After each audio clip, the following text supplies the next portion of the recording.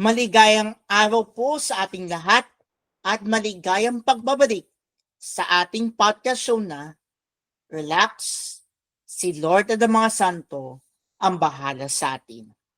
Ito po si JM at maligayang pagbabalik sa ating ikalawang pagtatanghal sa Sabadong Gabing podcast show.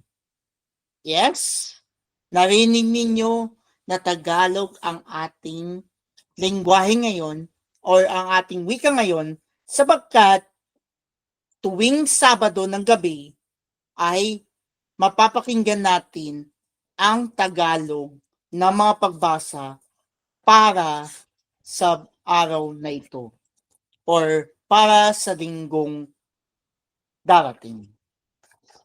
Ngayon ay ang bisperas ng kapistahan na pagdadala kay Jesus ng Panginoon sa templo at bisperas din ng pandaigdigang araw ng mga namamanata sa Diyos at bisperas din ng kapistahan ng mahal na Birhen ng Candelaria. Bago tayo dumako sa ating mga pagbasa ngayong araw na ito, ay pakinggan muna natin ang paunang salita ayon sa Sambuhay, ikalawa ng Pebrerong edisyon. Mga ginigiliw kong kapatid, ipinagdiriwang natin ang dakilang araw na pagdadala kay Jesus na Panginoon sa templo. Sa hayagang pagtupad sa utos ng Diyos na tinadhana ni Moises, ang totoong naganap ay ang pakikipagtakbo ng Mesiyas sa mga taong nananabik para sa kanyang pagdating. Sa pag-akin na ito, ang mga banal na matatanda ay naparoon sa templo. Sa tulong ng tanglaw ng Espiritu Santo, kanilang nakilala ang Panginoon at masaya nilang tinanggap siya. Kaya naman tayo ngayon naririto ang nagtitipon bilang tugon sa pag-akin ng Espiritu Santo. Tayo'y magproposisyon patungo sa tahanan ng Diyos bilang pagsalubong sa Mesiyas. Makaharap at makilala nawa natin siya ngayon sa pagsasalo sa pinaghahati-hating tinapay hanggang sa kanyang maningning na pagpapakita. Kaya ngayon ay pakinggan na natin ang mga pagpapayag ng salita ng Diyos ngayong araw ng linggo o bisperas ng kapistahan ng pagdadala kay Jesus na Panginoon sa templo at bisperas din ng kapistahan ng mahal na Birhen ng Candelaria. Pakinggan natin ang unang pagpapahayag o maikling pagninilay sa unang pagpapahayag.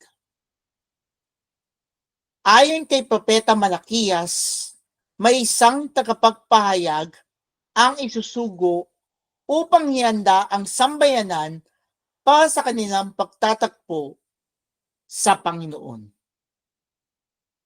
Ang ating unang pagpapahayag ay ayon sa aklat ni Propeta Malakias, Kabanata 3, talata 1 hanggang 4. Muli, ang ating unang pagpapahayag ay ayon sa aklat ni Propeta Malakias, Kabanata 3, talata 1 hanggang 4. Pagpapahayag mula sa aklat ni Propeta Malakias. Ito ang sinasabi ng Panginoong Diyos. Ipadadala ko ang aking sugo upang ihanda ang daraanan ko. At ang Panginoon na inyong hinahanap ay biglang darating sa kanyang templo. Darating ang pinakahihintay ninyong sugo at ipahayag ang aking tipan. Ngunit, sino ang makakatatagal pagdating ng araw na iyon? Sino ang makakarap kapag siya'y nagpakita na? Siya'y parang apoy na nagpapadalisay sa bakal at parang matapang na sabon. Darating siya para humatol at dadalisayin niya ang mga saserdote tulad ng magdalisay sa pilak at ginto. Sa gayon, magiging karapat-dapat silang maghandog sa Panginoon. At ang mga handog na dadalhin ng mga taga-Huda at Jerusalem ay magiging kalugod-lugod sa kanya tulad ng dati. Ang salita ng Diyos. Salamat sa Diyos. Ang ating salmong tugunan para sa bisperas ng kapistahan ng pagdadala kay Jesus sa Panginoon ng Panginoon sa templo ay Diyos na makapangyarihay, dakilang hari kailanman. Pakiulit po, Diyos na makapangyarihay, dakilang hari kailanman. Ang pintuang luma ay buksan ng lubos. Ang dakilang hari ay doon papasok. Tugon, Diyos na makapangyarihay, dakilang hari kailanman. Ang dakilang haring ito ay sino ba? Siya ang poong dakilang talaga. Saan mang labanan, tagumpay ay kanya. Tugon, Diyos na makapangyarihay, dakilang hari kailanman. Ang pintuang luma ay buksan ng lubos. Ang dakilang hari ay doon papasok. Tugon, Diyos na makapangyarihay, dakilang hari kailanman. Ang dakilang hari, sino bang talaga? Makapangyarihang Diyos at hari siya. Tugon, Diyos na makapangyarihay, dakilang hari kailanman. Pakinggan naman natin ngayon ang pagninilay o maikling pagninilay sa ikalawang pagpapahayag. Hinihintay ng mga Hudyo ang maluwalhating pagdating ng Panginoon na siyang huhusga sa lahat. Magsasakatawang tao si Jesus upang maging mawaing tagapamagitan natin sa Diyos. Ang ating ikalawang pagpapahayag ay hango sa sulat sa mga Hebreo, Kabanata 2, talata 14 hanggang 18. Muli, ang ating ikalawang pagpapahayag ay mula sa sulat sa mga taga-Hebreo, Kabanata 2, talata 14 hanggang 18. Pagpapahayag mula sa sulat sa mga Hebreo. Yamang ang mga anak na tinuturing ng Diyos ay tao, naging tao rin si Jesus tulad nila, may laman at dugo. Ginawa niya ito upang sa pamamagitan ng kanyang kamatayan ay may gupo niya ang diablo na siyang may kapangyarihan sa kamatayan. Sa gayon, pinalaya niya ang lahat na naging alipin habang panahon dahil sa kanilang takot sa kamatayan. Hindi ang mga anghel ang kanyang tinutulungan, kundi ang lahi ni Abraham. Kaya't kinailangan matulad siya sa kanyang mga kapatid sa lahat ng paraan. Sa gayon, siya'y naging isang dakilang saserdote, mabagin at tapat, naglilingkod sa Diyos at naghahandog ng hain sa ikapagpapatawad ng mga kasalanan ng tao, sapagkat siya may tinukso at nagbata, kaya ngayon matutulungan niya ang mga tinutukso. Ang salita ng Diyos. Salamat sa Diyos. Aleluya, aleluya. Para sa lahat ng bansa, liwanag na nagmumula sa bayan mo, pinakila. Alleluia, Alleluia. Ngayon ay dadako na tayo sa ating ebanghelyo para sa linggong ito ng kapistahan na magdadala kay Jesus ng Panginoon sa templo. At ang ating ebanghelyo ngayon ay hango sa ebanghelyo ni San Lucas, Kabanata 2, talata 22 hanggang 40.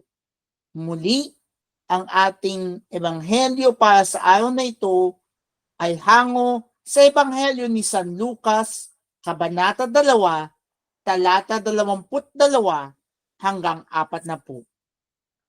Sumainyo ang Panginoon at sumainyo rin ang pagpapahayag ng mabuting balita ng Panginoon ayon kay San Lucas.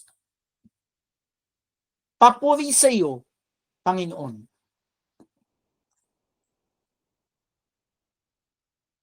Nang dumating ang araw ng paglilinis sa kanila, ayon sa kautusan ni Moises, si Jesus ay dinala ng kanyang mga magulang sa Jerusalem upang hiharap sa Panginoon. Sapagkat, ayon sa kautusan, ang bawat panganay na lalaki ay nakatalaga sa Panginoon. Ang naghahandog sila ayon sa hiningi ng kautusan ng Panginoon. Mag-asawang bato-bato o dalawang inakay na kalapati. May isang tao doon sa Jerusalem, ang pangalay Simeon. Matapat at malapit sa Diyos ang lalaking ito ang naghihintay sa kautusan ng Israel. Sumasa kanya ang Espiritu Santo na nagpahayag sa kanya na hindi siya mamamatay hanggat hindi niya nakikita ang Mesiyas na pinangako ng Panginoon. Sa panubay ng Espiritu, pumasok siya sa templo. At nang dalhin doon ng kanyang mga magulang ang sangkol na si Jesus upang gawin ang hinihingi ng kautusan, siya'y kinalong ni Simeon. Ito'y nagpuri sa Diyos na ang wika, kunin mo na, Panginoon, ang iyong abang alipin ayon sa iyong pangako. Yamang nakita na ng aking mga mata ang iyong tagapagligtas na inihanda mo para sa lahat ng bansa. Liwanag itong tatanglaw sa mga hintil at magbibigay karangalan sa iyong bayang Israel. Namangha ang ama at ina ng sanggol sa sinabi ni Simeon tungkol sa kanya. Minasbasan sila ni Simeon at sinabi kay Maria, tandaan mo, ang batang ito'y nakatalaga sa ikapapahamak o ikaliligtas na marami sa Israel. Isang tanda mula sa Diyos, ngunit hahamakin ng marami, kaya't mahayag ang kanyang iniisip. Dahil dyan, ang puso mo'y para na ring tinarakan ng isang balaraw. Naroon din sa templo ang isang propetang babae na ang pangalay Ana, anak ni Phanuel na mula sa lipi ni Aser. Siya'y napakatanda na. 7 taon lamang sila nagsama ng kanyang asawa nang siya'y mabalo. At ngayon, 84 na taon na siya. Lagi siya sa templo at araw-gabi sumasamba sa Diyos sa pamamagitan ng pag-aayuno at pananalangin. Lumapit siya ng oras ng iyon at nagpasalamat sa Diyos. Nagsalita rin siya tungkol kay Jesus sa lahat na naghihintay sa pagpapalaya ng Diyos sa Jerusalem. Nang may sagawa nila ang lahat ng bagay ayon sa kautusan, bumalik na sila sa kanilang bayan sa Nazaret, Galilea. Ang bata'y lumaking malakas, marunong, at kalugod-lugod sa paningin ng Diyos.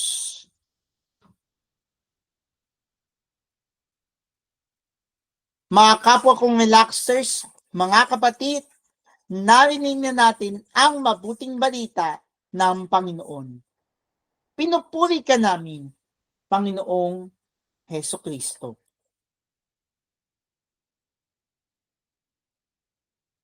Unahin na muna natin ang pagninilay ngayong linggong ito sa pamamagitan ng Sambuhay Misalet Jubilee Year 2025 Pilgrims of Hope na may temang Luce.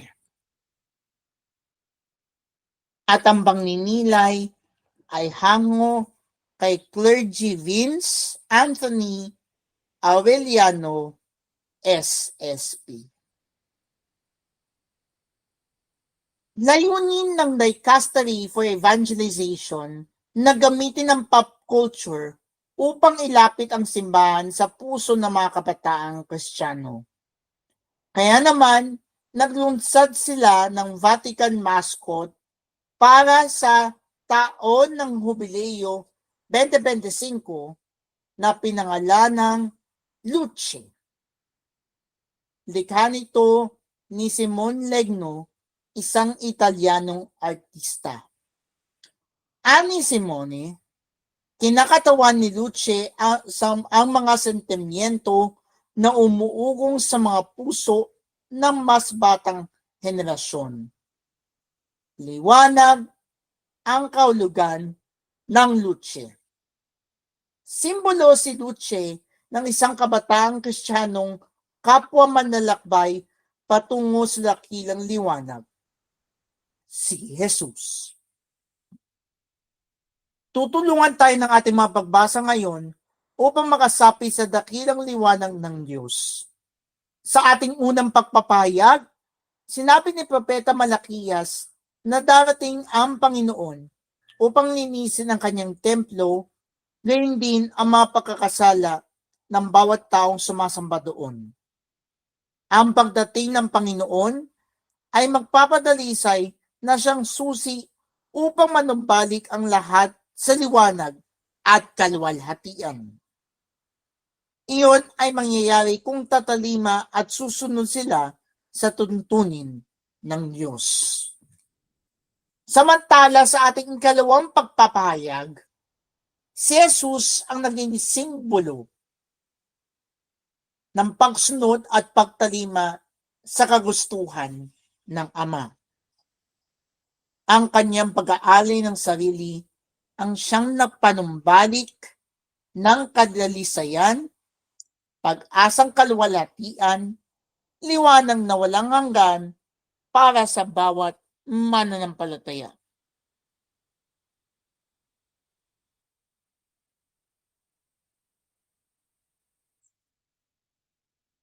Sumasalamin ito sa nangyari sa ating ebanghelyo ngayon. Sa ating ebanghelyo, ang mga magulang ng ating Panginoong Hesus ay matapat na tagasunod ng batas ni Moises. Kaya naman, tulad ng iba pang mananampalataya, nihandog nila ang kanilang anak sa templo, sa Diyos. Si Jesus, ang tangan nilang liwanag, ang nagbigay liwanag at kaganapan sa mga buhay na matatandang sina Simeon at Ana, na nananabik na masilayan ang kaganapan at maningning na pangako ng Diyos para sa bayang Israel. Ang pagsunod sa kalooban ng Diyos ang magdadala sa atin sa liwanag ni Jesus. Tingnan na lamang natin ang mga tauhan ng Pasko. Jose, Maria, Zacarias, Elizabeth, Simeon, at Ana. Silang mga nag-aalinlangan, nagdadalawang isip, nababahala, ang naghihintay. Pagsunod sa Diyos ang nanaig sa kanilang buhay. Kaya naman, nagningning ang liwanag ni Jesus sa kanilang mga buhay. Mahirap sumunod. Napakadaling lumabag. Bakit? Dahil nais nating maging Panginoon ang ating mga sarili. Hindi tayo sumusunod dahil ayaw na nating makinig. Mas gusto natin pakinggan ang sarili. Kaya nga, kapag may isang taong hindi maayos ang buhay, sinasabi natin siya'y pariwara o di kaya'y naliligaw ng landas. Dahil nawalan na sila ng direksyon patungo sa Diyos. Ito din ang hamon sa bawat namamanata sa Diyos. Ipinagdiriwang din natin ngayon ang World Day of Consecrated Life o ang Pro-Life Sunday. Ito'y isang magandang paalala at hamon sa atin na merong mga tao sa kabila ng kanilang kakulangan, kasalanan at kahinaan, nagsisikap sundan si Jesus.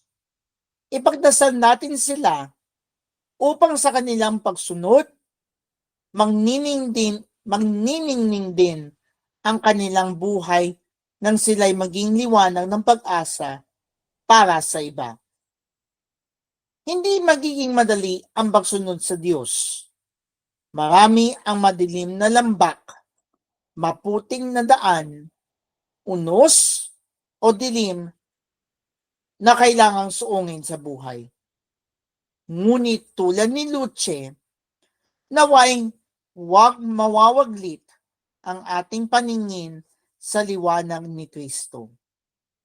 Naway, tulad ng mga tauhan sa ating ebanghelyo ngayon, tuluyan nating masilayan ang liwanag ng kaligtasang hatid ng ating Panginoong Jesus.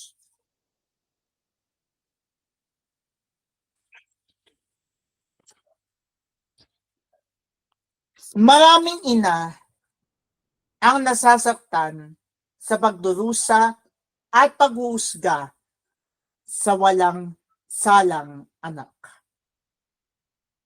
Sinabi ni Simeon kay Maria, dahil sa kanya, babagsak o babangon ang mga Israelita at magiging tanda siya sa harap nila at kanilang sasalungatin. Kasi kaya, mahayag ang lihim sa pag-iisip ng mga tao, ngunit paglalagusan naman ng isang punyal ang puso mo. Naranasan ba natin ang tulad ng nararamdaman ni Maria na matinding bigati ng isang ina dahil sa maling paghuhusga sa anak ang komunidad? Pinili ng Diyos si Maria upang maging ina ni Jesus.